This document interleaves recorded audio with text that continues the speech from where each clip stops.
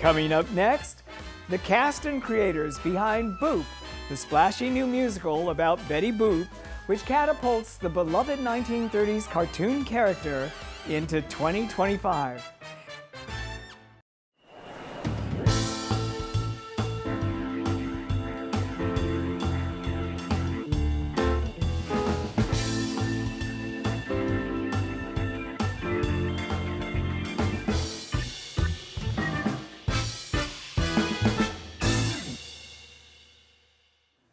Hello, I'm Patrick Pacheco. Welcome to Theater All the Moving Parts. Today, we're taking a trip from the silver screen to the Great White Way with Boop, the musical, a whimsical modern fairy tale that reimagines one of America's most iconic cartoon characters for a new generation. Little versatility never hurt. Boop-oop-a-doo. Step right. Betty Boop made her debut in 1930's Dizzy Dishes, a flapper-era creation by Fleischer Studios. She first appeared as a sassy singing pup with long, floppy ears. But by 1932, she evolved into the Betty we know today. Big eyes, spit curls, hoop earrings, and that infamous boop-oop-a-doop. My weakness now. Inspired by jazz-age performers like Helen Kane I wanna be loved by you. and Baby Esther, a young black scat singer who entertained European royalty, Betty embodied style, strength, and sexuality. Until, that is, the Hays Code censored her into domesticity. But her influence has never faded. Over 90 years later, Betty is back. Joining me are the stars of Boop the Musical, Jasmine Amy Rogers as Betty Boop, Tony Award winner Faith Prince, Ainsley Melham as Dwayne, and also director-choreographer Jerry Mitchell, who's put his signature spin on shows from Hairspray to Kinky Boots. Welcome, Faith. Welcome, Jasmine. Welcome, Ainsley, and welcome, Jerry, to Theater All the Moving Parts. We should say at the beginning that Boop, the boop-oop-a-doopsicle, I got that out, establishes Betty Boop as the superstar she is first in the black and white world of Toontown, then transmigrates her to modern-day New York City, where she has all sorts of delicious adventures, including discovering the one thing that she's never had in a previous incarnation, and that is love. So I'd like to start our conversation by asking you each when Betty Boop came into your lives and what you thought of her. Jerry, let's start with you. Well, I knew Betty Boop from a Harley-Davidson jacket in the pose with one leg in the air and looking rather sexy. And that was pretty much all I knew, but in color. But when I started to research her and looked at where it started in the 30s, in the 20s and 30s with the black and white cartoons, that's when I got the idea that if we started there and made her a star with one thing missing, love, and brought her to New York City to find that, and then had to send her back. Eventually, when love followed her and she got kissed, her world turned to color. So your life is never full of color until your life is full of love. That was the beginning of the idea for this musical. And Ainsley, how familiar were Aussies with Betty Boop? Yeah, you know, we certainly know who Betty Boop is in Australia, but for me, she never really entered, you know, into the front of my mind until I came here to New York City, and really until I got the brief for this show. Suddenly, when the audition came through, then I was seeing her everywhere, on people's jackets, on their bags, you know, still popping up on social media, and so I realized that she's still so prevalent in this country as an icon. Yeah. And Jasmine? I remember falling in love with Betty. I was no older than 10. My family's big theme park people, and we always go to Universal in Florida. And there is a section of Universal that is all the old cartoons, you know, so a lot of Fleischer cartoons. Popeye's there, Betty Boop is there, of a lot of things. But I remember falling in love with this giant Betty Boop. It was like a big animatronic, and her leg kicks. Yeah. And I was so little. And then there's a store over there as well with a bunch of like Betty Boop merchandise, and I begged my mother to let me have a Betty Boop doll. And then I carried it around for the rest of the vacation. So she's been in my life for a long time. And what did you think of this sort of sexy doll that occupied? I don't even know if I was thinking of her as necessarily being sexy. I just knew that to me, she felt like a woman that I wanted to look like or be or a thing, and whether that was the sex appeal of her or just the fact that she was wearing a cute little dress with a little garter on her leg and some gold hoop earrings, but I was just in love with her. Faith, do you have a boop-oop-a-doop vibe? Yes. People have always said, you have a sort of a Betty Boop voice. And my brother used to tell me, you are Betty Boop, because she has a push-pull. She has this fun sassiness, right? And sexiness, but she's also female empowerment. And my brother goes, I have a Betty Boop doll from my brother, still to this day. And I watched the cartoons. That's where all my comedy first came from, watching all those great cartoons. Jasmine, what's fascinating about the arc of your career to this star-making moment is the fact that you blew your first audition. I really did. It was the dance aspect. I felt like a fish out of water. And I said at one point, I'd never felt like walking out of an audition before, but when we were doing that dance call, it was me, Rochelle, and Dan, who's one of our ensemble members. And I was like, I am doing the worst job I've ever done on anything in my entire life.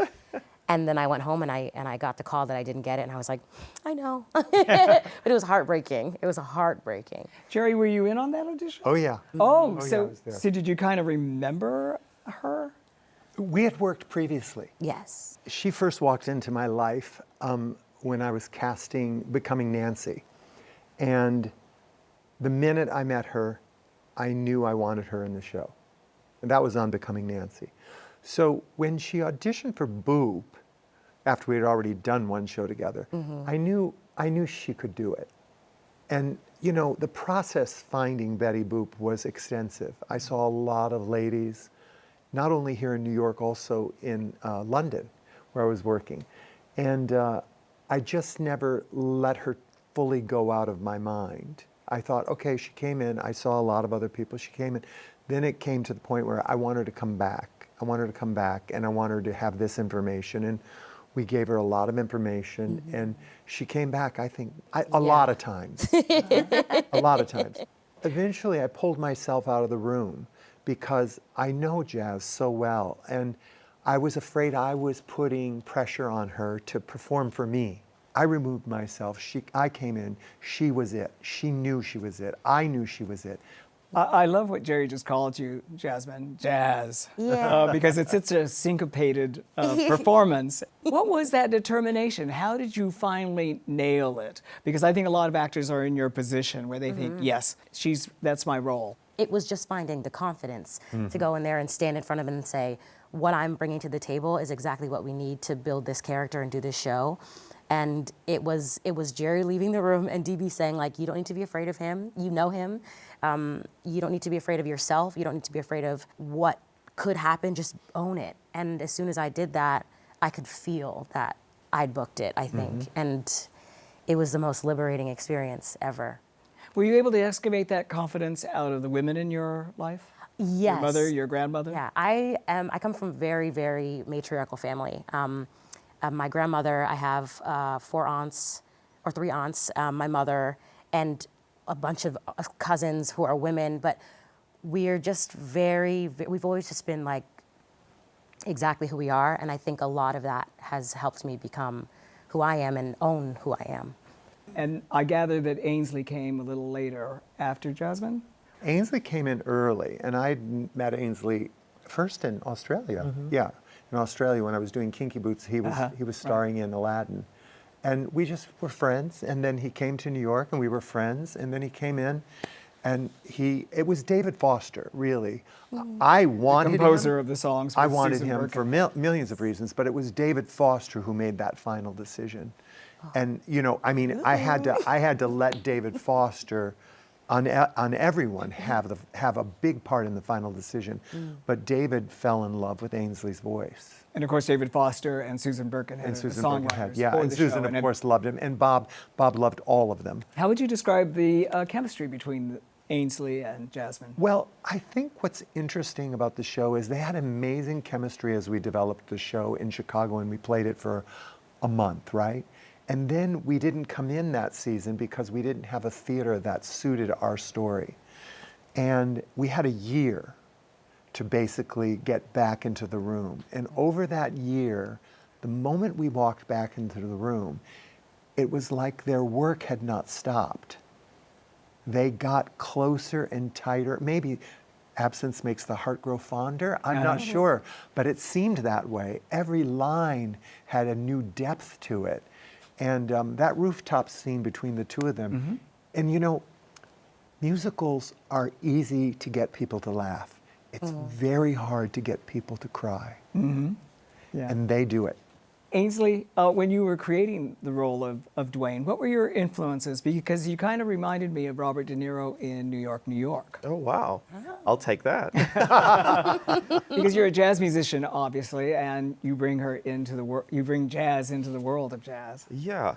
You know, look, I grew up watching beautiful dancers on screen. Gene Kelly, Donald O'Connor, Fred Astaire. I was listening to amazing vocalists, Dean Martin, Nat King Cole, Michael Bublé, for someone more current, who David Foster has produced, you know, so there's a thread that's running through that music.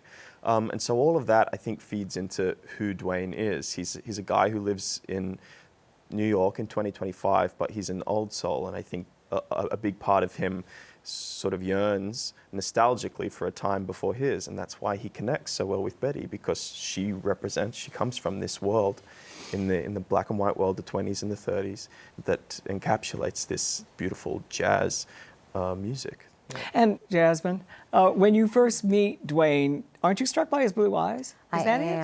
I am. And if you look closely, Ainsley's eyes are more green than blue. But Yes, they are. we play it up in the show because honestly, he's one of those people, he puts on an item of clothing and his eyes kind of take on that hue. But she is immediately struck by his eyes and his beauty, which is not hard. And I'm sure, Ainsley, you were struck in equal measure. Oh, absolutely. I mean, she's so easy to fall in love with on stage. And I think, as Jerry said, like, we have such a beautiful chemistry off stage, sort of, you know, like a brother-sister family relationship. And that year away, that time together, having known each other, sort of just feeds into the show, into our It's chemistry also on stage. innocent and pure, which suits this musical. Yeah. Those are very good terms Yeah. to apply to it. Faith, this is your 14th Broadway show. And Jerry, this is your 25th. Oh my God. Oh my God. At least by my count. Yeah, Thank something you, like that. IBDB. Something like that.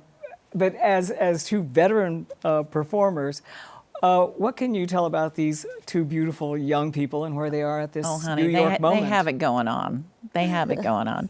I talk about them all the time to people. It's so beautiful to watch this happen for them. Well, you're a teacher and a coach as well. Yes, now. I am. So, what advice could you give them in terms of? Actually, I haven't given them any advice, but I'm here because I'm a cast member. That's not my job in this, you know. But I will say, being the oldest one in the cast, and Stephen DeRosso, my partner, Grampy, he's a girlfriend. He's like 10 years younger than me, and I feel sort of like Lucy in Peanuts, and just hanging my little 5 cents out the shack, because the kids come in and talk to me and ask me things, and you know, I'm always there if they need me, and I love being that. They call me Mama, so. But when you become a star, you know, looking at you, Jasmine. Yes. Oh, no, I was looking at her. When you have a moment, Yeah. you know, a Cheetah Rivera moment, or you know, a Gwen Verdon moment, or whatever else, and you've got a nice long arc ahead of you of other shows and a life in this business if you want it. That's right. What keeps you even? What keeps you grounded? Well, for me, it was family and friends. And I feel like they both have that, you know? And they're already grounded. I mean, I think you're a beast. And I mean that because you've got the head for it. You have to have the head for it and the talent, but keeping yourself grounded. And when I think of the iconic people in this world, that, like an Elvis or a Marilyn or, Michael Jackson, they didn't have the grounded part. And I feel like they do. And that to me has been the most important thing. And yeah, I've had my moments in time, but the most important thing for me was to be grounded and have people that really love me around me for me, and the rest was gravy. One of the lovely things about the show is that it has one foot in nostalgia and also the very contemporary foot of where Broadway finds itself now. Yes. And after 25 shows and many years, Jerry, you're kind of the receptacle of everything that sort of came before you since your Broadway debut in Chorus Line. Yeah. You are a part of the legacy of Tommy Tune and Michael Bennett and Jerome Robbins. How did that experience with these giants inform and shape Boop? All of it. It's all over the stage. I've had the incredible pleasure of working with those three gentlemen, Bob Avian also, but Anna White, George Faison, Ron Field. I assisted all of them. Michael Peters, worked with all of them. So you can't, if you want to do what I do, you can't work with them and not absorb some of their tricks, some of their ideas, some of their solutions. How did you find the choreographic language for Boop? Well, David's music inspired me. The minute I heard his music, I knew I wanted to dance to it. And of course, Rochelle Rack is my associate, and John Rua. And John focuses on the hip hop, Rochelle on the tap, and I'm everything else, including concepts, right? Because choreography on stage can just be steps. But if there's a concept behind the choreography and it's trying to move the story forward or tell a story, that's when I get excited about it. Da, da, da, da. I don't like to choreograph and expect a dancer to do what I do. I like to go into the room with them and see what they do and make sure that they look fabulous. And that's Michael Bennett. He said, if you make them do something that you're doing well and it doesn't look good on them, you better change it, right? Yeah. Because they're the ones who have to do it 8 times So that's a week. why you changed a little. You have to make them look good 8 times a week. Did he 8 exhaust times you a with the week. dances? Oh, yeah. Honey, Oh, I yes, want to say, did. Jerry, where's Betty? We did 40,000 times. Oh, the Where's Betty is... The opening of the second act. When Yeah. we were in Chicago, we didn't have a number to the opening of the second act. We left Chicago, and I learned so much about the two worlds, the black and white world Yes. and the fully colorized technical world, that I wanted to do a number. So I called Greg Barnes first, and I said, Greg, I have this crazy idea. Can you make me some costumes out of sweatpants that are black and white on one side and color on the other? Make 4 of them. And when you got them, let me know. I'll get some dancers in the room and we'll look at them.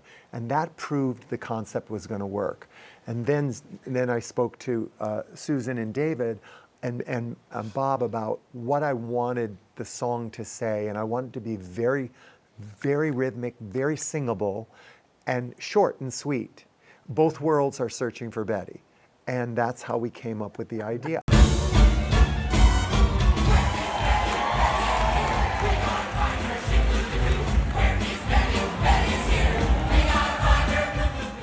And when I first taught it to everybody, I think they thought I was crazy and that I didn't have a good idea. I think the ensemble's kind of like, oh, this isn't hard. No, it's not hard. Some of the greatest choreography moments on stage. I was gonna say that. Of course, Tommy's influence, Michael Bennett's influence are simple. Yes. Very, very basic ideas that But you get have to look like everybody else. That was that difficult for me. keep getting bigger and bigger and bigger. Well, I said, Faith, can you run from the back downstage in 16 counts? Yes. Okay, that's the last step we're going to do. Run.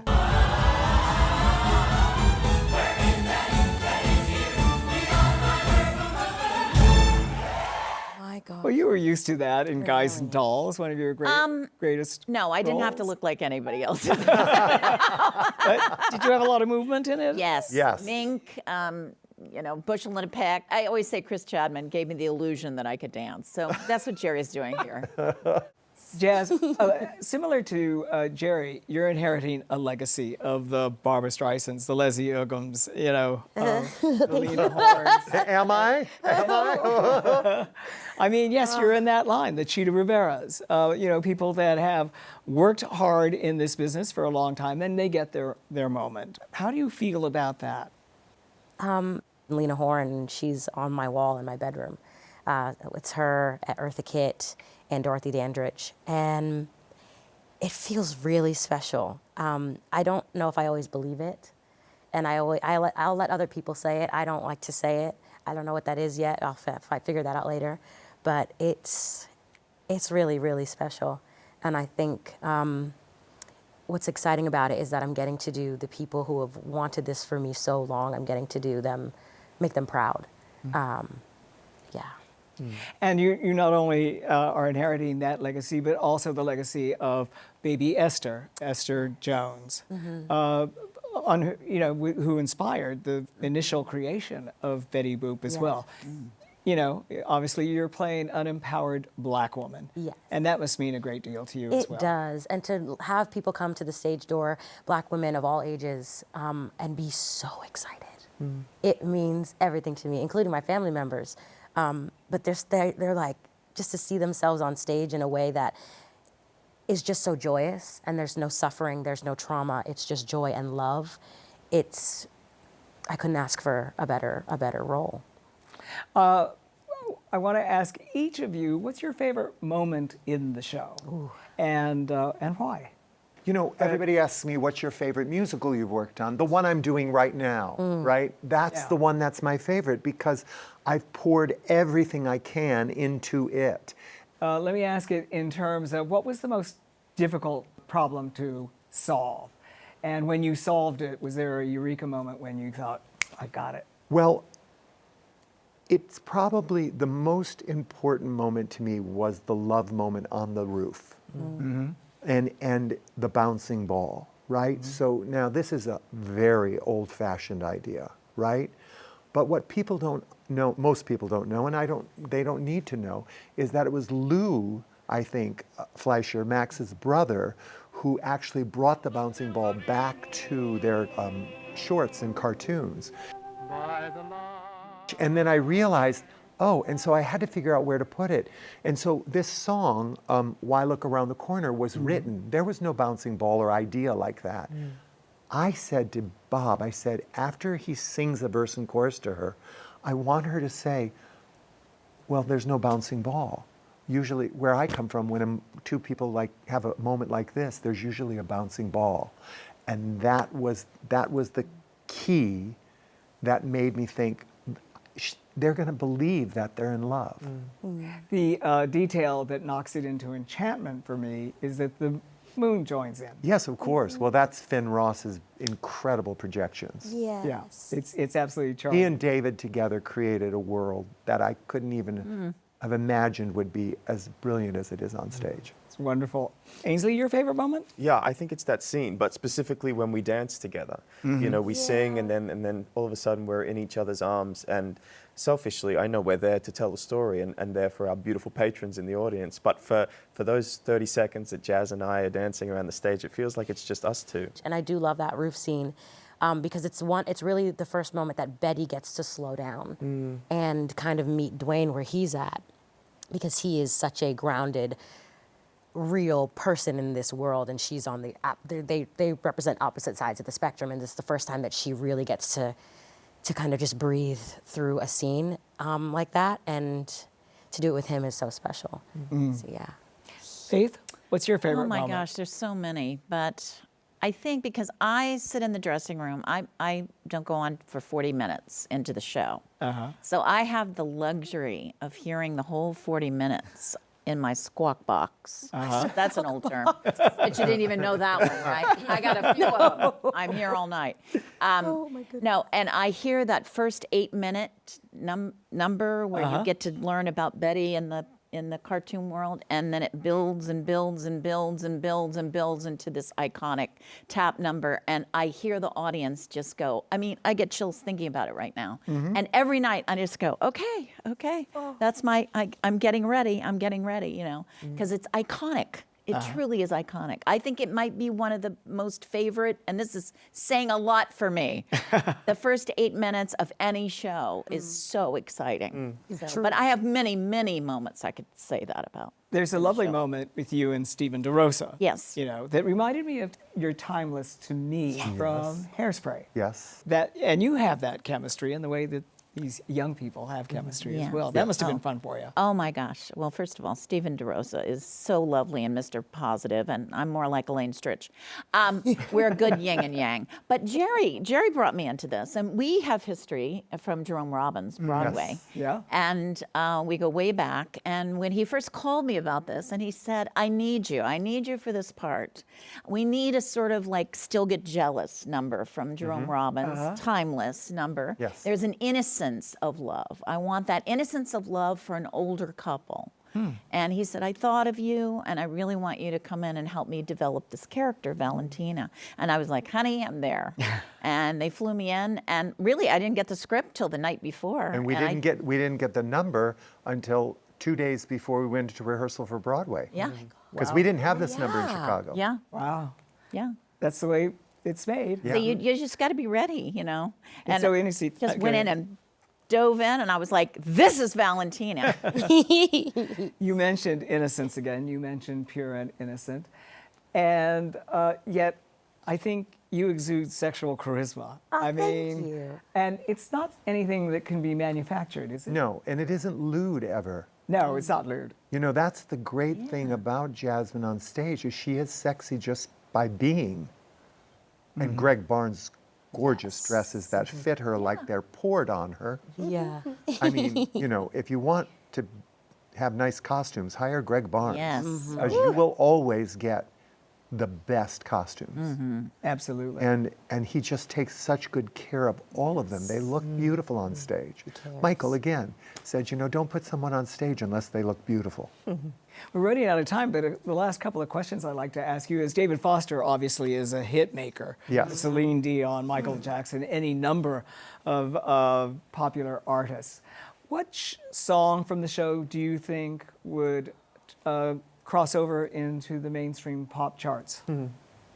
Oh gosh. Something to shout about. The last The number. The last, Gosh. your 11 sings. o'clock number. Yeah, when she's That you just sing traveling the hell out back of. to the black and white world. Yeah. I have nothing to pout about. Listen to me, gee whiz. But God, I want something to shout about. Stand on my head about. Flag the flag out about. I want something to shout about. Whatever it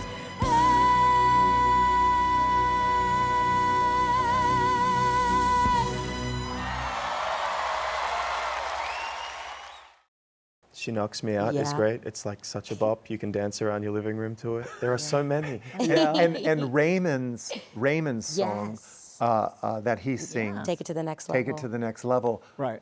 Michael Bublé did the demo for me. Yep. Well, there you go. Yeah, there you go. There you go. For David. David surprised me. I said I need a song. A week later, I got the song. And who was singing the demo? Michael Bublé. Right. And this wouldn't be a pop number, but whatever it takes Right. has a slightly Burt Bacharach feel to it, even though it's old-time kind of vaudeville.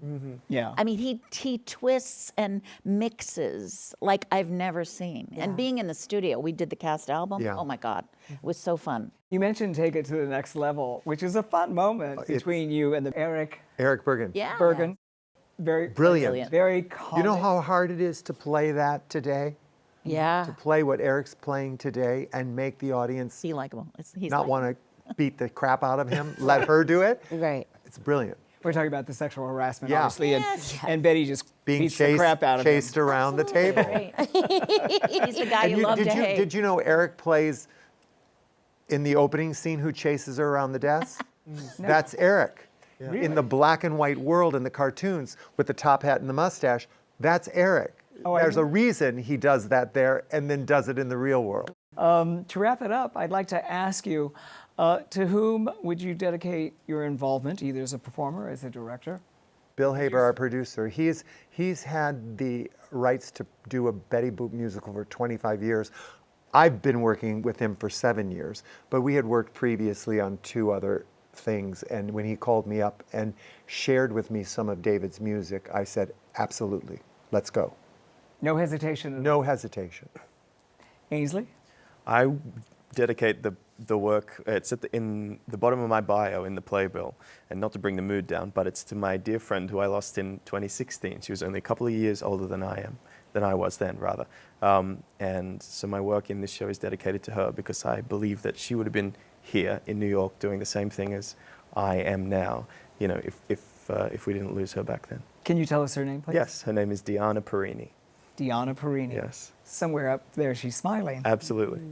Jazz? And I was going to dedicate it to my father, who's passed since, but he always wanted to sing and to act, and he never really got to do that professionally, but he was always such a cartoon character, and all the voices, they all come from him, so it's for Tell him. us his name, please. It's Christopher Dwayne Rogers, actually. Would you believe? Yeah, He'd be so proud of you. thank you. Faith? Well, obviously, I wouldn't be here if it weren't for Jerry, but Valentina, per se, because she's an astrophysicist. I really understood that world because my dad was a nuclear engineer. Wow. And he was also a vaudevillian. And my mother was sort of wacky. So I've just taken aspects of each of them and kind of balled them up and put them into Valentina. So that's probably who I would dedicate that to. Wonderful. Well, it's a crazy world that we're living in right now, and it's a moment that has a lot of darkness in it. But thank you for making us laugh, and thank you for moving us, and thank you for being a part of this discussion. Thank you. Thank you for having us. We're taking a quick break. When we return, we meet the design team and creative brains behind Boop, including hair and wig designer Sabina Majid, set designer David Rockwell, and Frank Caruso. Welcome, Frank and Sabina, to Theater All the Moving Parts, and welcome back, David. You've been such a good friend to the show. Thank you. I am delighted that you're here to talk about this extraordinary musical that has so many moving parts, and we've got 3 moving parts right here.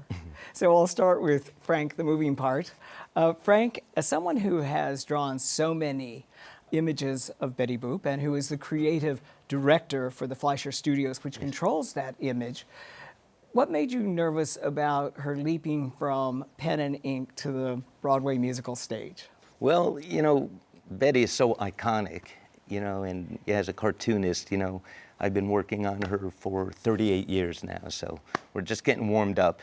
And I sort of felt the same way when I started drawing Betty. You know, you have to uphold this character that's so beloved to so many people around the world, you know, and I felt nothing but confident because of the great team, you know, the talented people involved. I just knew it was going to really celebrate the character that Max Fleischer created. Was there a moment when and how your fears were allayed? You know, we've been working on this for a while, you know, and again, at my start, you know, you just have to find the groove and pick up the vibe. And when I started meeting everyone, you know, and the level of talent that's working on the show, it was just like, you just felt good because you knew it was all going to fall into place. And you knew everyone was going to capture that Fleischer vibe, which is so important. How do you define that Fleischer vibe? You know, every studio has a vibe, you know, and Fleischer, having been on Broadway, you know, Fleischer Studios was New York based, and there's a whole different feel to his cartoons versus what was going on the West Coast. You know, it's kind of that New York sensibility, you know, the jazz, everything going on in the 20s and 30s. Sabina and David, everything starts with a blank page. Sabina, when you started on that blank page for your wig designs, how did you interpret that Fleischer vibe? Were you aware of that vibe? What went into your initial designs for wigs? I think once I sit down with Greg and see the costume and have the conversation with him and Jerry. And we just decided that we're going to keep the iconic character that is Boop, but put our own twist on it. And how do you define that twist? What was your twist? I talked to Jasmine and find out some of the actress that she likes. And Dorothy Dandridge was one of her favorite actress that I choose out of many that she told me. I decided I was going to march Dorothy Dandridge and Betty and came up with that. And you had not only Jasmine's wig and hairstyling to design, but eventually about 78 Yes. other wigs to design. Yes. And that comes with the costume designer and the storyline of the script. And we discuss and talk and tweak little things, this and that, until we come to an understanding that this would make sense for the show and for the hair department to be able to maintain whatever we design. David, I know that you often start with a lot of research. Was this a fun part of the job, given this particular show? It was not only fun, it's, you know, I've worked with Jerry now on, I think, 9 shows, so we have a long history together. And the design team, Greg Barnes, who's a genius, Philip Rosenberg, Finn Ross. You know, it was a very united, powerful group. Gareth Owen, sound design. So we started with research, and the joy of starting with research in the case of this was, it was about being kinetic. And so much of what made this character come to life is the kind of kinetic quality of Betty and those environments, and then thinking about the merger of the 3-dimensional world, which ironically is more present in the black and white world in terms of the physicality of the show, and then moving to the color world and being able to create the kinds of transitions that someone like Jerry, who thinks about dance. So it really had to breathe from these in one tighter numbers to these bigger numbers seamlessly. And the research, you know, is something we constantly went back to. You mentioned, obviously, the transition. You start for the first 20 minutes of the show in the black and white world. Right. You establish Betty Boop as the superstar that she is in Toontown. Grampy is her supporting character. Yes, and Grampy's the supporting. You start there, and I gather that it's minimalist, certainly compared to the Technicolor world that you're about to move into in modern-day New York City. Were you challenged by that minimalism that the black and white world presented? No, I absolutely loved it. It is minimal maximalism. So it's minimal in that it's about shape. But we had to create a black and white world that, that changed from Chicago, because in Chicago, to get the gray tones to really read black and white along with everyone else's work required some R&D. And in that case, the physical part of Grampy's machinery interacts with the digital part. So it was a challenge to make it all seem effortless. The minimal part was actually a great gift to be able to paint in such simple strokes. I saw that you were able to sneak in one of your favorite things, which was a Rube Goldberg contraption. I'm so glad you said that. Every night I see it in the audience when they say that. I've been a Rube Goldberg fan for many years and have referenced that in other shows. So we did sneak it in. And that changed a lot between Chicago and New York to get that simple delivery to work. Savita, once you reached the Technicolor world, you must have had, I mean, it's a dizzying amount of choices. Every one of the characters have a story, like there's a hip hopper. And for that, I just had to create a look that depicts someone that would be a hip hop dancer, what they would look like, and go from there. But at the same time, I still had to keep in mind of the song and what's relating to the song when it comes to the color. David, when that transition between the black and white world and the Technicolor, how did you collaborate with Finn to make that as seamless as possible and to give it the emotional punch that you felt it needed? Well, I've got to say we were really helped by your incredible work because Betty's so recognizable in silhouette. So, you know, part of having these strong silhouettes is you can change the background behind them. and follow it. So I think we were very helped by that. And we did a lot of research. So in the case of the black and white world, pieces are digital, pieces are analog, and that research was done by us with Finn. And we were really integrated as a team. And delivering the transition to black and white and color was a combination of both of us and automation and choreography to have that sudden bam of landing in Comic-Con.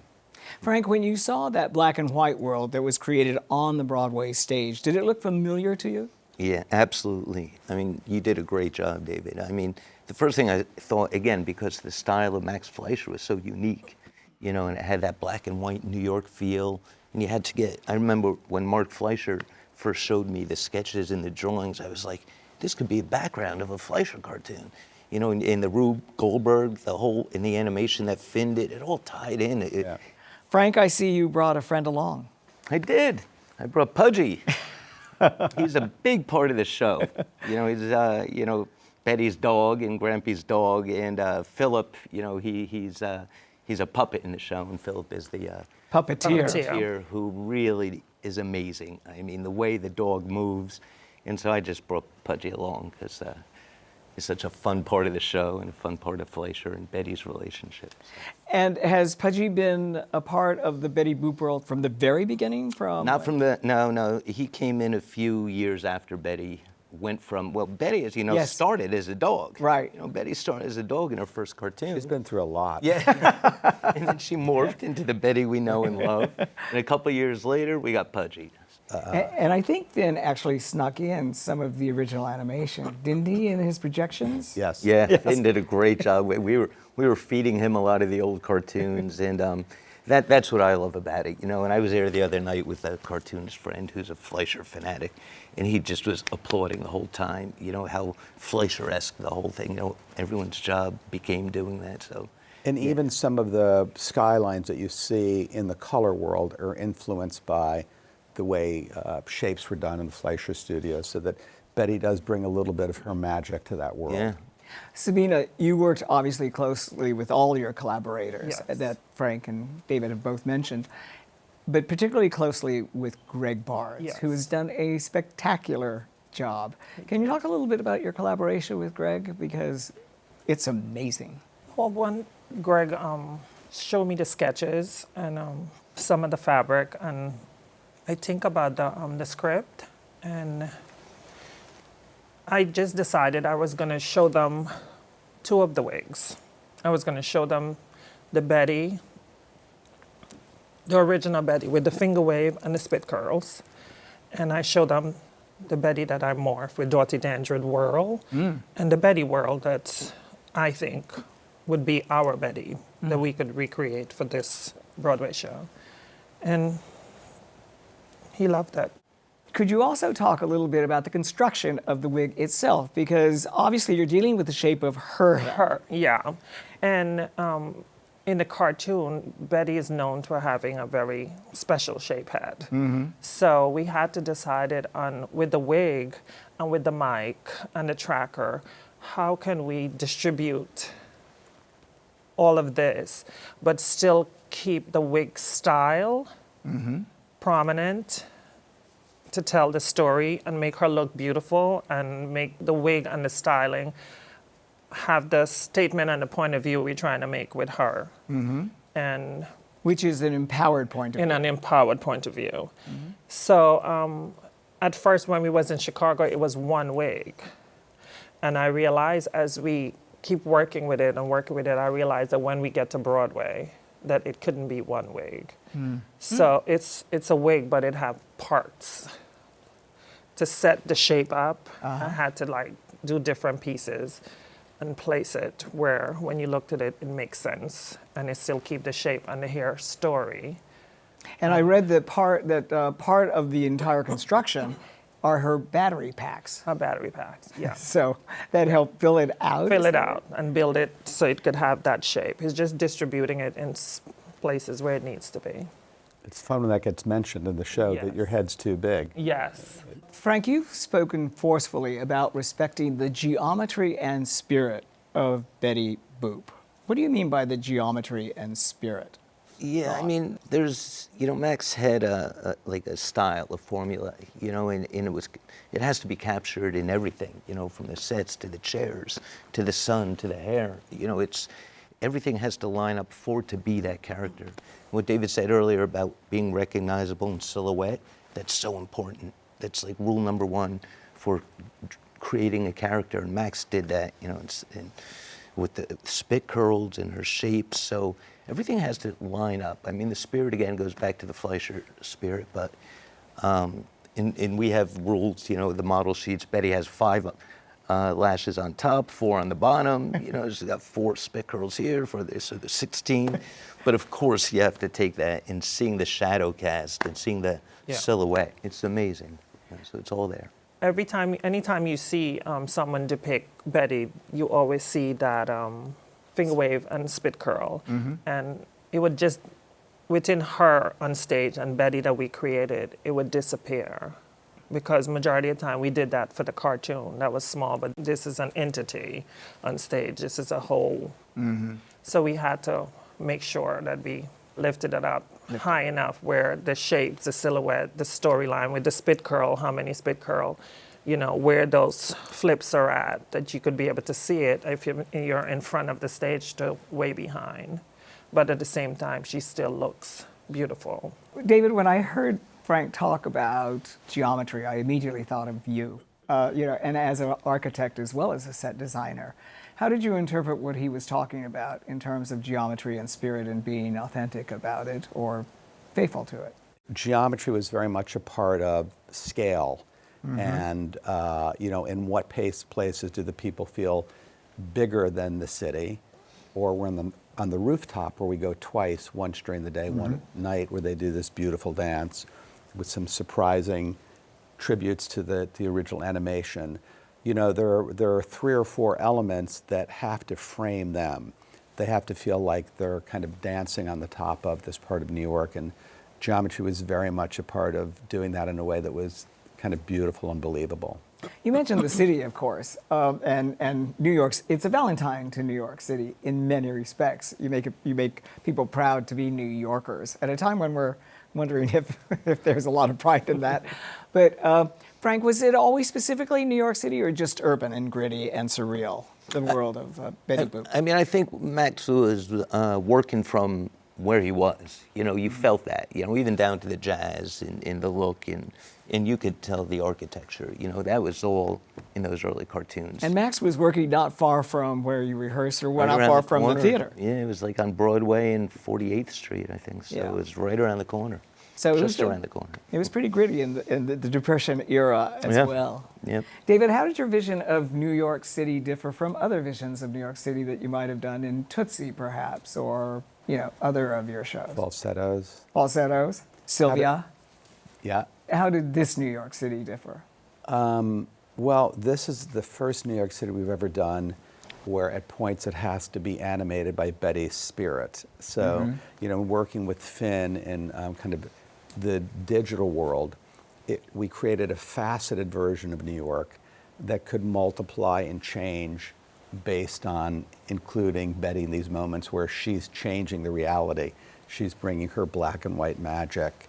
The other thing about this city is we go to many different places. In fact, I was with a friend of mine at one of the first performances, and there's 2 sliders that come together.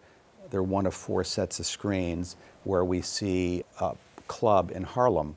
And the person I was with saw the image, which again is an abstraction, but a beautiful look at a brownstone. And she said, "That looks like Harlem." And I said, "Well, that was great that you sort of got that." There's a fun part where Betty recognizes some of the images, and they say, "Have you been to New York?" And she said, "Well, not this New York." It's Fleischer, New York. David mentioned kineticism early in the conversation, and when you watch the cartoons, you're so struck by the way she moves and the way her head tilts almost 180 degrees, Right. or even more than that. And Jerry was able to capture that Totally. so beautifully. Unfortunately, we don't have much time left, but I wanted to ask you, what's your favorite moment in the show and why? Sabina, what's your favorite moment in the show? I think my favorite moment in the show is when she discovered that she kind of found what she was looking for. Yeah, because she left everything that she known, everything that she is, to pursue that, and she found it. And because the emotion is so strong, she's got to sing about it. Sing about it. Yes, my goose has been cooked now. You're aggressively hooked now. 'Cause the last time I looked now, I'm where I wanna be. And just knocks it out of the park. Oh my God, my favorite moment. I guess my favorite moment is stretches from Betty's disappearance on the chair with Pudgy, and then Jerry's amazing kind of kinetic dance that brings us to Comic-Con. That kind of stunning jump cut from one world to another, brought alive on stage, I think brings every department together amazingly. Frank, what's your favorite moment of the show? That's a tough one because there's so many, you know, with Jasmine and Eric and Angelica. But the thing I really gives me the chills is all the Fleischerisms that are in there. You know, that everyone is captured. You know, that are kind of, they weave in there, and especially the part. And I love when the audience reacts to it with the when they're singing around the corner and the bouncing ball happens. Because Max Fleischer created the bouncing ball. Oh. So that's such a nice nod to what, you know, Max had created. So when the moon becomes the ball, not to give anything away, but, and it starts bouncing on it, it's just such a nice moment to really, you know, encompass the whole Fleischer Studios. It's magical and it's is. whimsical, like so much of what the show is. So thank you very much for joining us, and thank you so much for being a part of this wonderful show. Thank you. Thank you so much for having Thanks us. for having us. And thank you for joining us.